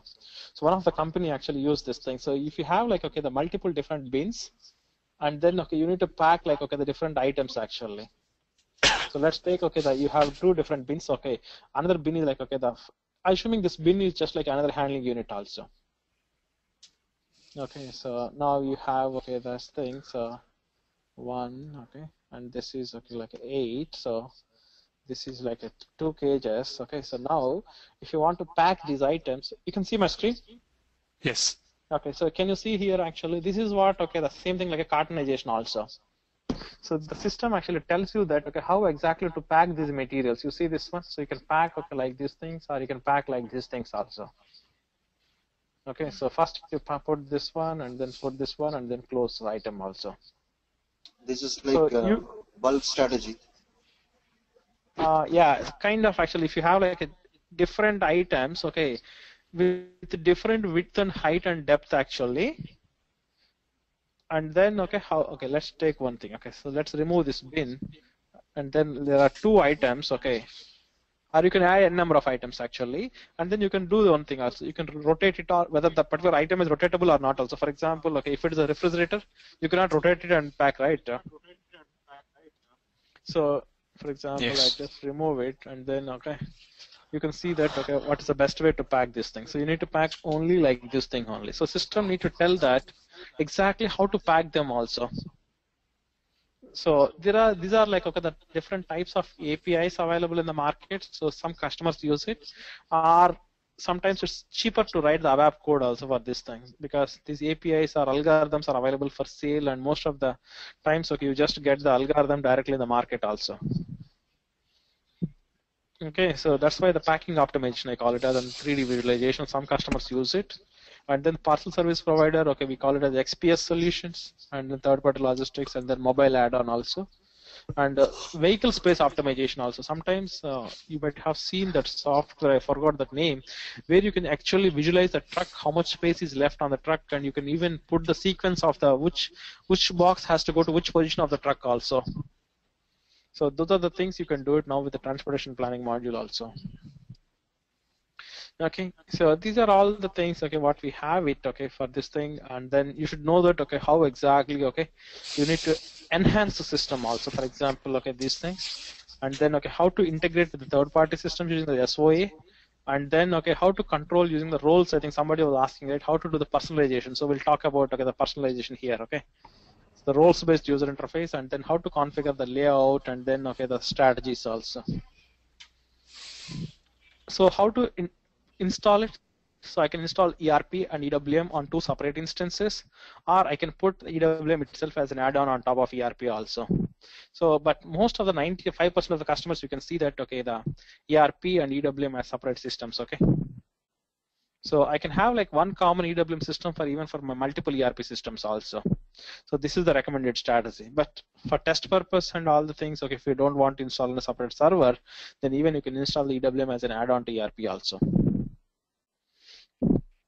Okay, so if you look at all these things, so initially we started the migration tools and then RDS solution, and then, okay, all these new features like MFS and all these things, okay, we added in the latest thing. And in 9.0, we came up with the TM integration and the doc appointment scheduling, which we'll think of first thing. And then we have a lot of new KPI reporting solutions available also. And shipping cockpit, labor demand planning, and okay, this team integration, okay.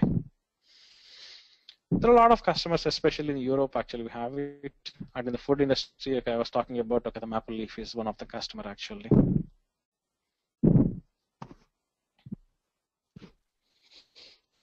Okay, so any other questions actually, if you have it, maybe, okay.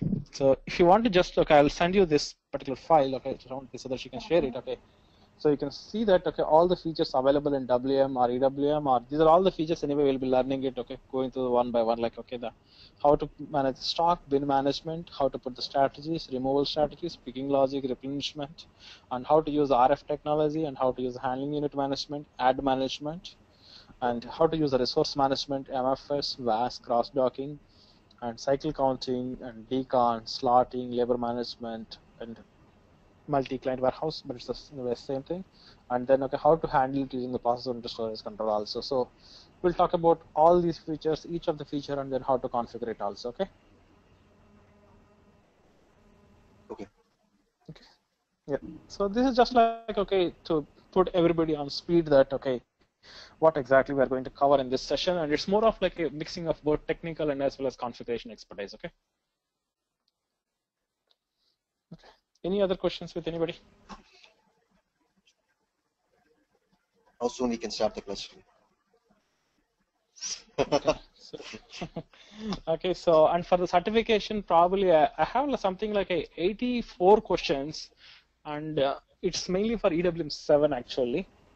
Okay. So maybe I need to collect if anybody written any of the EWM 9 certification. Probably I'll check in my friend circle if anybody finishes any of the 9 certification. But I have some questions mainly for EWM 7, and most of them actually got passed when they written EWM 7, and some said they passed even EWM 9 also, because 60% of the questions are same. This whether the there is negative marks for the questions which we answer wrongly. I don't remember it, so. Okay. Okay, so I can check on that thing, but okay. Right now the certification is 9, so most of the times I think if you once you finish these things, right? Okay, once you configure the solution, at least associate level, you should be very easy to clear the certification. So that should not be a big deal, actually, I can say. Okay. Yeah, once you configure the system in any of the 9.1 or 9.2 system, it should be very easy to clear the certification. Okay, so any other questions from Maruti, Jeet, or Karthik, or Narasimhan Raj? No, Srini. Yeah, I am good. Okay, so we'll try to cover it. Okay, yeah, we'll try to cover as much depth as possible, and even if we miss any points, maybe the system, okay, if even the system does not support it, at least I'll try to show you, or at least I'll try to provide you at least like 90% of the information. Okay, even if some scenarios, even if we cannot configure it. Okay. That is good, Shrini. So Yeah, emailing because me can't because sometimes the system it does not support, or the other module might not be there also. But we'll try to, at least I'll check it. Most of the things, at least in the earlier server I used to have all the things, but MFS, RF, in-depth like production integration, all these things we should be able to do it. Okay, anything within EWM we should be able to configure it. Only the problem is if it requires like integration with other modules, then there might be some hiccups only. Okay. Srini, this MFS don't need that PI system? No, MFS does not require. MFS needs another software called PICO. It's called a plant connectivity. Oh, okay. PICO. Okay, it's not a PI, so the middle layer is called as plant connectivity, and I can install this thing on a Windows platform. Okay. Because right now I installed it on a SUSE Linux platform, my ECC and EWM system, but the PICO is on a Windows platform. So I need to see actually whether my Windows and Linux is able to communicate or not. I'll make it because both are on the same system, so I should be able to at least ping it. Okay. Okay. Otherwise, I will do the configuration and then I will send the telegram, but it will not go to the conveyor. But I will send the telegram back such a way that it is sent by the conveyor belt. Okay, that would be great. Yeah. Shrini, still you are working with the Logistar? No, actually, now it's independent. Oh, you're doing independent? Okay. Yeah. Okay, good. So you are located in which state? You are based or? No, actually, my location is Pennsylvania, but now actually, now that I'm traveling to the West Coast. Oh, okay. For one of the fruit manufacturing company. Okay, fine. Yeah. Okay, Shrini. Shrini, what is your full name? Just I didn't get your name. I gave the Srinivas Vasudevan. Srinivas Vasudevan. Okay. Yeah. Okay. So if any questions, just feel free to email me. Oh, we don't have your email ID. Okay, so you can just email me at learnewm@gmail.com. So that's like a common email. So you can send an email. Okay, I'll be replying on that email. Okay. Okay. Thank you, Shrini. Thanks for your time. Okay. Thanks a lot, everybody, for joining. So just any questions, just send an email to Shravan. Yeah, thanks, Shrini. So I believe you have the email ID of each of us, right? No, actually, I'll be getting it from Shravanti. Okay. Thank you. Great. Thanks, everyone. Okay. Thank you. Okay, Thank you. Yeah. Thank you.